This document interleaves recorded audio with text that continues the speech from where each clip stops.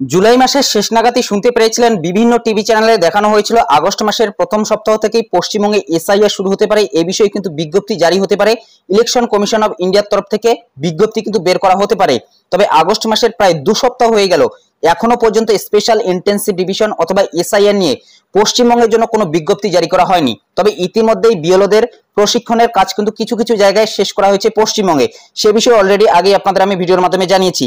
তাহলে কি আগস্ট মাসে এসআইআর হচ্ছে না পশ্চিমবঙ্গে, অথবা কতদিন পিছিয়ে যেতে পারে, অথবা কবে নাগাদ বিজ্ঞপ্তি বের হতে পারে, অথবা কবেই বা শুরু হবে পশ্চিমবঙ্গে এসআইআর এর কাজ অর্থাৎ স্পেশাল ইন্টেন্সিভ ডিভিশনের কাজ, সে বিষয়ে কিন্তু অনেকেই প্রশ্ন করছেন। আদৌ কি স্পেশাল ইন্টেন্সিভ ডিভিশনের কাজ পশ্চিমবঙ্গে হবে, সে বিষয়েও কিন্তু অনেকেই জানতে চাইছেন। তো ভিডিওটি প্রথম থেকে শেষ পর্যন্ত কন্টিনিউ করুন, বিস্তারিত আপনাদের জানিয়ে দিচ্ছি। 2002 এর ভোটার তালিকা ত্রুটিপূর্ণ, বাংলায় এসআইআর চালুর প্রক্রিয়া পিছিয়ে যেতে পারে। ইতিমধ্যে একটি নতুন খবর উঠে এসেছে, বাংলায় এসআইআর এর কাজ পিছিয়ে যেতে পারে।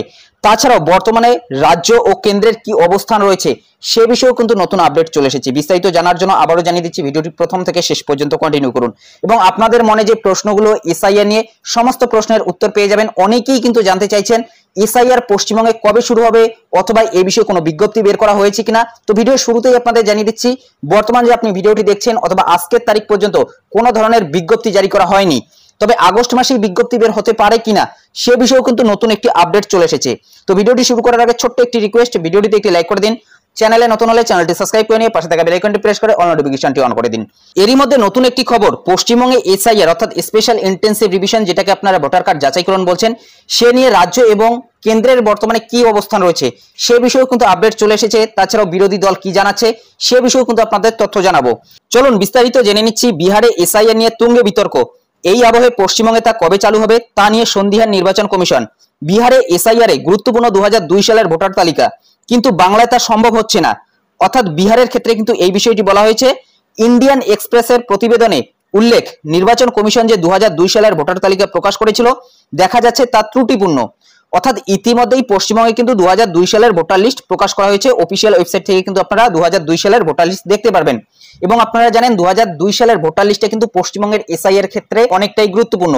সর্বশেষ পশ্চিমবঙ্গে এসআইআর হয়েছিল 2002 সালে। এই 2002 সালের ভোটার লিস্টে যাদের নাম রয়েছে তাদের অতিরিক্ত বর্তমানে এসআইআর এ কোনো ধরনের নথি দিতে হবে না। তাছাড়াও যদি 2002 সালের ভোটার লিস্টে কারুর বাবা মায়ের নামও থেকে থাকে এবং যদি বাবা মায়ের নথি চাওয়া হয়, সেক্ষেত্রে বাবা মায়ের নথির ক্ষেত্রেও কিন্তু আপনারা 2002 সালের ভোটার লিস্টকে সাবমিট করাতে পারবেন, অর্থাৎ বাবা মায়ের ক্ষেত্রেও কিন্তু আপনারা ছাড় পাবেন। এই কারণেই কিন্তু 2002 সালের ভোটার লিস্টে পশ্চিমবঙ্গে প্রকাশ করা হয়েছে। ইতিমধ্যেই অফিসিয়াল ওয়েবসাইট থেকে তা দেখতে পারবেন। এই বিষয়ে অলরেডি কিন্তু আমাদের চ্যানেলে ভিডিও দেওয়া হয়েছে, সেগুলো লিংক ডেসক্রিপশন বক্সে দেওয়া থাকবে, সেখান থেকে দেখে নিতে পারবেন। এরপর দেখুন বলা হয়েছে, উল্লেখ্য 2002 সালে এ রাজ্যে 28 লক্ষ ভোটারের নাম বাদ পড়েছিল। বিজেপির দাবি পশ্চিমবঙ্গে এবার এসআইআর হলে 1 কোটি নাম বাদ পড়বে। যদিও 2002 সালের ভোটার তালিকার অসঙ্গতি নিয়ে সরব হয়েছে বিভিন্ন রাজনৈতিক দল, নির্বাচন কমিশনকেও যা ব্যাকফুটে ঠেলে দিয়েছে। ইংরেজি সংবাদপত্রটির প্রতিবেদনে উল্লেখ, 2002 সালের ভোটার তালিকায় দক্ষিণ 24 পরগনার কুলপি বিধানসভার তথ্য নেই। অর্থাৎ দক্ষিণ 24 পরগনার কুলপি বিধানসভার কিন্তু কোনো ধরনের তথ্য 2002 সালের ভোটার লিস্টের আপাতত পাওয়া যাচ্ছে না। বিষয়টি স্বীকার করেছে রাজ্য নির্বাচন কমিশনের এক আধিকারিক। 2002 সালের তালিকায় ওই বিধানসভার কোনো বুথের তথ্য নেই বলে দাবি তার। অনেকেই কিন্তু বলছেন যে আপনাদের বুথের তথ্য আপনারা পাচ্ছেন না। দেখুন এখানে কিন্তু বলা হয়েছে কুলপি বিধানসভার আন্ডারে যতগুলো বুথ ছিল কোনো বুথেরই কিন্তু আপাতত কোনো ধরনের তথ্য পাওয়া যাচ্ছে না 2002 সালের। এছাড়া গাইঘাটার অন্তত 100 বুথ, দক্ষিণ 24 পরগনা, বীরভূম ও হাওড়ার অনেক বুথের তথ্য মেলেনি। আবার 1000-এরও বেশি বুথের ভোটার তালিকা মিললেও ভোট গ্রহণ কেন্দ্রের উল্লেখ নেই। অনেক বুথের নাম ভুল, অনেক বুথ বদলে গিয়েছে, ফলে ভোটাররা নাম পেতে হয়রান হচ্ছেন। অর্থাৎ অনেকেই কিন্তু 2002 সালের ভোটার লিস্টে নিজেদের নাম খুঁজতে গিয়ে সমস্যার সম্মুখীন হচ্ছেন। কারণ এই যে ভুলগুলো, এই ভুলগুলো কিন্তু ইলেকশন কমিশন অফ ইন্ডিয়ার তরফ থেকেই করা হচ্ছে, অথবা ইলেকশন কমিশনের তরফ থেকে কিন্তু এই ধরনের ভুল তথ্য আপলোড করা হয়েছে। 2002 সালে এসআইআর এর পর এ রাজ্যে 80,000-এরও বেশি বুথে 4.58 কোটি ভোটার ছিলেন। 2009 সালে ডিলিমিটেশনে বুথের সংখ্যা বাড়ে। বিধানসভা কেন্দ্রের পুনর্বিন্যাসেও অনেক কিছু বদলেছিল। এই অবস্থায় সিও দপ্তর নির্বাচন কমিশনের অনুমতি চেয়েছে 2003 সালের ভোটার তালিকার ভিত্তিতে আরেকটি ফ্রেশ ইলেকটোরাল রোল বা ভোটার তালিকা প্রকাশ করার। তার ভিত্তিতেই এ রাজ্যে এসআইআর হতে পারে বলে খবর। জানা গিয়েছে চলতি মাসের শেষেই এ রাজ্যে এসআইআর চালু হবে। অর্থাৎ এখন কিন্তু বলা হচ্ছে আগস্ট মাসের শেষ নাগাদ এসআইআর চালু হতে পারে। এই প্রতিবেদনে কিন্তু এটাই বলা হচ্ছে। এরপরই বলা হয়েছে তবে সেই প্রক্রিয়া পিছিয়ে যাচ্ছে। অর্থাৎ এখানে কিন্তু বলা হয়েছে সেই প্রক্রিয়া পিছিয়ে যাচ্ছে। আগস্ট মাসের শেষ নাগাদ কিন্তু এই প্রতিবেদনে বলা হয়েছে। তবে অফিসিয়াল কিন্তু এখন পর্যন্ত কোনো ধরনের নোটিফিকেশন বের করা হয়নি অথবা অফিসিয়াল ভাবে কিন্তু কোনো কিছুই জানানো হয়নি। গত মাসেই রাজ্যের মুখ্য নির্বাচনী আধিকারিক মনোজ আগরওয়াল বুথ লেভেল অফিসারদের এসআইআর সহ প্রশিক্ষণ চালুর নির্দেশ দেন। বিএলও ও বিএলও সুপারভাইজারদের ভাতাও বৃদ্ধি করা হয়েছে। এখানে কিন্তু এই বিষয়টি বলা হয়েছে, অর্থাৎ আপাতত কিন্তু এসআইআর এর কাজ পশ্চিমবঙ্গে পিছিয়ে যেতে পারে, এই ধরনের কিন্তু এখানে আশঙ্কা করা হচ্ছে। চলুন এরপরের আপডেটটি আমরা দেখে নিচ্ছি। এসআইআর নিয়ে বর্তমানে কেন্দ্র ও রাজ্যের কি অবস্থান রয়েছে। গত বেশ কয়েকদিন ধরেই বিহারের পরে পশ্চিমবঙ্গে বিতর্ক তৈরি হয়েছে এসআইআর অর্থাৎ স্পেশাল ইন্টেন্সিভ রিভিশন প্রক্রিয়া নিয়ে। সুপ্রিম কোর্টে চলা এক মামলার শুনানিতে উঠে এলো চাঞ্চল্যকর এক তথ্য, যা রাজ্য এবং নির্বাচন কমিশনের মধ্যেকার টানাপোড়েনকে আরো স্পষ্ট করে তুলল। রাজ্যের আইনজীবী গোপাল শঙ্কর নারায়ণ আদালতকে জানিয়েছিল, নির্বাচন কমিশন 8ই আগস্ট রাজ্য সরকারকে একটি চিঠি দিয়ে জানিয়েছে যে পশ্চিমবঙ্গে স্পেশাল ইন্টেন্সিভ রিভিশন অর্থাৎ এসআইআর প্রক্রিয়া শুরু হতে চলেছে। এই খবর সামনে আসতেই রাজনৈতিক ও আইনি মহলে নতুন করে বিতর্কের ঝড় উঠেছে। যখন এসআইআর সংক্রান্ত মামলাটি শুনানি চলছিল, তখন বিচারপতি সূর্যকান্ত রাজ্যের আইনজীবীকে প্রশ্ন করেন যে পশ্চিমবঙ্গে কি ইতিমধ্যেই এই প্রক্রিয়া শুরু হয়ে গেছে। বিচারপতি যখন মন্তব্য করেন পশ্চিমবঙ্গে এখনো এসআইআর শুরু হয়নি, ঠিক সেই মুহূর্তে রাজ্যের আইনজীবী গোপাল শঙ্কর নারায়ণ কমিশনের পাঠানো চিঠির প্রসঙ্গটি উত্থাপন করে আদালতের দৃষ্টি আকর্ষণ করেন। তিনি জানান, কমিশনের চিঠি প্রমাণ করে যে তারা ইতিমধ্যেই এই প্রক্রিয়া শুরুর জন্য উদ্যোগী হয়েছে এবং খুব শীঘ্রই তা কার্যকর হতে চলেছে।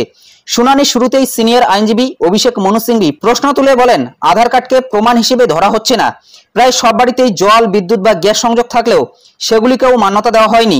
পরিবর্তে পাসপোর্টের কথা বলা হয়েছে, অথচ ভারতে 2%-এরও কম মানুষের কাছে পাসপোর্ট আছে।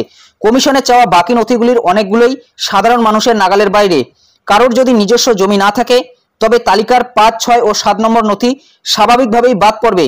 এই অবস্থায় প্রশ্ন উঠছে, বিহারের শেষ পর্যন্ত কতজন যোগ্য বলে ধরা হবে, বিশেষত যখন সেখানে রেসিডেন্স সার্টিফিকেট নামে কোনো ব্যবস্থাই নেই। বিচারপতি সূর্যকান্ত বলেন, কমিশন যদি 11টি নথির সব দাবি করত তাহলে তা ভোটার বিরোধী হতো, কিন্তু এখানে বলা হয়েছে 11টির মধ্যে একটি দিলেই চলবে। তবে সিংভির প্রশ্ন, কেন ভোটের আগে বেছে বেছে এসআইআর আর সারা বছর ধরে নয় কেন? রাজ্যের আইনজীবী সুপ্রিম কোর্টে বাংলায় এসআইআর প্রক্রিয়া স্থগিত রাখার আবেদন করেন। অর্থাৎ পশ্চিমবঙ্গের যে আইনজীবী ছিল তিনি কিন্তু এসআইআর প্রক্রিয়া যাতে পশ্চিমবঙ্গে আপাতত করা না হয় সেই বিষয়টিকে স্থগিত রাখার আবেদন জানায় সুপ্রিম কোর্টে। তবে কমিশনের দাবি এটি প্রথমবারের মতো করা হচ্ছে এবং ইচ্ছাকৃতভাবে সব ভোটারের নাম বাদ দেওয়া হয়নি, ফলে বিতর্ক এখনো অব্যাহত। অর্থাৎ পশ্চিমবঙ্গের তরফ থেকে কিন্তু স্থগিত রাখার আবেদন জানিয়েছে সুপ্রিম কোর্টে, যাতে বর্তমানে এসআইআর করা না হয়। তাহলে কি পিছিয়ে যেতে পারে, সেটাও কিন্তু একটা বড় প্রশ্ন থেকে যাচ্ছে। তবে এখনো পর্যন্ত সুপ্রিম কোর্টের তরফ থেকে কোনো ধরনের মন্তব্য করা হয়নি এই বিষয়ে। এরই মধ্যে এসআইআর নিয়ে অভিষেক বাণে বিদ্ধ মোদী সরকার। এসআইআর ইস্যুতে মোদী সরকারের উপর চাপ যে ক্রমেই বাড়বে বুঝিয়ে দিলেন ডায়মন্ড হারবারের সাংসদ অভিষেক বন্দ্যোপাধ্যায়। তার হুঙ্কার, নির্বাচিত রাজ্য সরকারকে বুলডোজ করে বাংলায় এসআইআর করার চেষ্টা করলে প্রবল প্রতিরোধ হবে। কেন্দ্রের মোদী সরকারের বিরুদ্ধে বৃহস্পতিবার রণংদেহী মেজাজে আক্রমণ শানান অভিষেক। চ্যালেঞ্জ ছুড়ে বলেন, ফেক ভোটার তালিকায় যদি 2024 সালে নির্বাচন হয় তাহলে ক্ষমতা থাকলে লোকসভা ভঙ্গ করে দেখান মোদী। আমি ইস্তফা দেব, তৃণমূলেরও সবাই ইস্তফা দেবে, নতুন করে ভোট হোক, দেখি কারা জেতে। এখানেই শেষ নয়, জাল ভোটার তালিকায় ভোট হয়ে থাকলে প্রাক্তন মুখ্য নির্বাচন কমিশনার রাজীব কুমারকে গ্রেপ্তার করতে হবে বলেও দাবি তোলেন তিনি। পরে ঘনিষ্ঠ মহলে একান্ত আলাপচারিতায় অভিষেক জানান, এসআইআর ইস্যুতে বিজেপি ফাঁদে পড়ে গিয়েছে, তাই বাংলায় বিজেপি যত এই ইস্যুতে ভোটারদের নাম বাদ দেওয়ার ফন্দি করবে ততই ওদের ভোট কমবে। নাগরিকত্ব চলে যেতে পারে আশঙ্কায় মানুষ যেভাবে সিএএ অর্থাৎ সিটিজেনশিপ অ্যামেন্ডমেন্ট অ্যাক্টের বিরুদ্ধে রাস্তায় নেমেছিল, একইভাবে ভোটাধিকার হারানোর আশঙ্কা তৈরি হলেও প্রতিরোধ হবে। বিজেপি বাংলায় সাম্প্রদায়িক মেরুকরণ করার চেষ্টা করেও বিধানসভায় জিততে পারবে না। বিজেপি সাংসদ অনুরাগ সিং ঠাকুরের অভিযোগের বিরুদ্ধেও এদিন সরব হন তৃণমূলের লোকসভার দলনেতা। গত বুধবার অনুরাগ দাবি করেছিলেন ডায়মন্ড হারবার কেন্দ্রে জাল ভোটার রয়েছে। পাল্টা চ্যালেঞ্জ ছুড়েছেন অভিষেক। ডায়মন্ড হারবারের বলসিদি কালীনগর গ্রাম পঞ্চায়েতে একই ঠিকানায় 41 জন ভোটারের ভিডিও তৈরি করে পেন ড্রাইভে ভরে অনুরাগের দিল্লির ঠিকানায় এক কামরাজ মার্ক পাঠান। তার এই মাস্টার স্ট্রোকে রীতিমতো শোরগোল পড়ে যায় দিল্লির রাজনৈতিক মহলে। এসআইআর নিয়ে সুর চড়ানোর মধ্যেই বিজেপি আরএসএস এর মধ্যে চলা অন্তর্দ্বন্দ্ব উস্কে তৃণমূলের সর্বভারতীয় সাধারণ সম্পাদক তিনি বলেন, নরেন্দ্র মোদী যদি ভাবেন অমিত শাহকে ভবিষ্যতে প্রধানমন্ত্রীর পদে বসাবেন তাহলে বিজেপি দুভাগ হয়ে যাবে। শাহের যোগ্যতা, জনপ্রিয়তা কিছুই নেই। মূলত বুঝতেই পারছেন পশ্চিমবঙ্গের শাসক দলের তরফ থেকে কিন্তু এই ধরনের মন্তব্য করা হয়েছে। এরপরই আমরা জেনে নিচ্ছি পশ্চিমবঙ্গের বিরোধী দল থেকে কি জানানো হয়েছে। 2026-এ উল্টো খেলা হবে, তার আগে ভোটার লিস্টের খেলাটা সামলান স্বাধীনতা দিবসের দিন সকালে ঘাটালে গিয়ে মুখ্যমন্ত্রী মমতা বন্দ্যোপাধ্যায়কে চ্যালেঞ্জ ছুড়লেন বিধানসভার বিরোধী দলনেতা। রাজ্যে যে এসআইআর বা বিশেষ নিবিড় পরিমার্জন শুরু হতে বেশি দিন বাকি নেই তা মোটামুটি স্পষ্ট। ইতিমধ্যেই নির্বাচন কমিশনের তরফে চিঠি দেওয়া হয়েছে রাজ্য সরকারকে। এই আবহেই মুখ্যমন্ত্রীকে চ্যালেঞ্জ শুভেন্দুর। এদিন ঘাটালে গিয়ে মাস্টার প্ল্যান সহ একাধিক ইস্যুতে কথা বলেন শুভেন্দু। বক্তব্যের মাঝেই তিনি বলেন, নির্বাচন কমিশনের এসআইআর এর খেলাটা আগে মমতা বন্দ্যোপাধ্যায় সামলান, তারপর খেলা হবে করবেন। পূর্ব ঘোষণা মতোই এদিন ঘাটালের মনসুকে প্লাবিত এলাকায় গিয়েছিলেন শুভেন্দু বলেন, ভারতে সংবিধান শেষ কথা বলে মমতা বন্দ্যোপাধ্যায় না, সবাইকে সংবিধান মেনে চলতে হবে। সংবিধানে নির্বাচন কমিশনের ক্ষমতা রয়েছে। কোনো মৃতের নাম, ডুপ্লিকেট নাম, অস্তিত্বহীন নাম থাকবে না, রোহিঙ্গাদের নাম থাকবে না, বাংলাদেশি মুসলমান থাকবে না। এদিন লালকেল্লা থেকে বক্তব্য রাখার সময় প্রধানমন্ত্রী বার্তা দেন, অনুপ্রবেশকারীদের জন্য দেশের জনবিন্যাসে প্রভাব পড়ছে। এই প্রসঙ্গ তুলে এদিন রাজ্যে অনুপ্রবেশ নিয়েও সরকারকে কাঠগড়ায় তোলেন শুভেন্দু অধিকারী। তিনি বলেন, মমতা বন্দ্যোপাধ্যায় 540 কিলোমিটার এলাকায় বেড়া দেওয়ার জন্য জমি দেয়নি, তাই বাংলাদেশ থেকে রোহিঙ্গা ও বাংলাদেশি মুসলমানরা আমাদের রাজ্যে এসে জমি নিচ্ছে। এছাড়াও ঘাটালের পরিস্থিতি নিয়েও সরকারকে আক্রমণ করেন শুভেন্দু। প্রতি বছর বন্যা ও সাধারণ মানুষের দুর্ভোগের জন্য কাঠগড়ায় তুলেছেন রাজ্য সরকারকে। ঘাটাল মাস্টার প্ল্যান নিয়ে মুখ্যমন্ত্রী ও ঘাটালের সাংসদ দেবকেও তীব্র কটাক্ষ করেন তিনি। শুভেন্দুর আশ্বাস, 2026-এ বিজেপি ক্ষমতায় এলে তবেই হবে ঘাটাল মাস্টার প্ল্যান। তিনি আরো বলেন, ওর সব কীর্তি আমার কাছে এসেছে, দুবাইতে যা করেছে সব তথ্য আমার কাছে এসেছে, এসব পরে বলবো।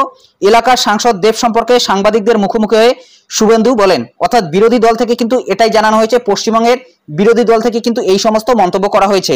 অর্থাৎ বর্তমানে এসআইআর নিয়েও কিন্তু রাজনৈতিক মহলে বড় ধরনের একটা চর্চা চলছে। একদিকে তৃণমূল কংগ্রেস এক ধরনের মন্তব্য করছে, অপরদিকে কিন্তু বিজেপির তরফ থেকে আরেক ধরনের মন্তব্য করা হচ্ছে। এবং এরই মধ্যে কিন্তু বর্তমানে মামলা চলমান রয়েছে সুপ্রিম কোর্টের তরফ থেকে 22 তারিখে কিন্তু ফের আবারও মামলার শুনানি করা হবে। সেখানে কি আপডেট আসে অবশ্যই কিন্তু আপনাদের ভিডিওর মাধ্যমে জানাবো। তবে আপাতত কিছু প্রতিবেদনে কিন্তু এটাই বলা হচ্ছে, আগস্ট মাসের শেষ নাগাদ পশ্চিমবঙ্গে এসআইআর এর বিজ্ঞপ্তি বের হতে পারে। তবে এটা কিন্তু কোনো অফিসিয়াল নোটিফিকেশন না, অর্থাৎ অফিসিয়াল ভাবে কোনো কিছুই কিন্তু জানানো এখনো পর্যন্ত হয়নি। যখনই অফিসিয়াল নোটিফিকেশন বের করা হবে অবশ্যই কিন্তু আপনাদের আমি ভিডিওর মাধ্যমে আপডেট জানিয়ে দেবো। তো এটাই আপডেট দেওয়া ছিল। যদি ভিডিওটি ভালো লাগে একটি লাইক করে দেবেন, চ্যানেলে নতুন হলে চ্যানেলটি সাবস্ক্রাইব করে নিয়ে পাশে থাকা বেল আইকনটি প্রেস করে অল নোটিফিকেশনটি অন করে দেবেন। তো ভালো থাকবেন, সুস্থ থাকবেন, দেখা হচ্ছে নেক্সট ভিডিওতে।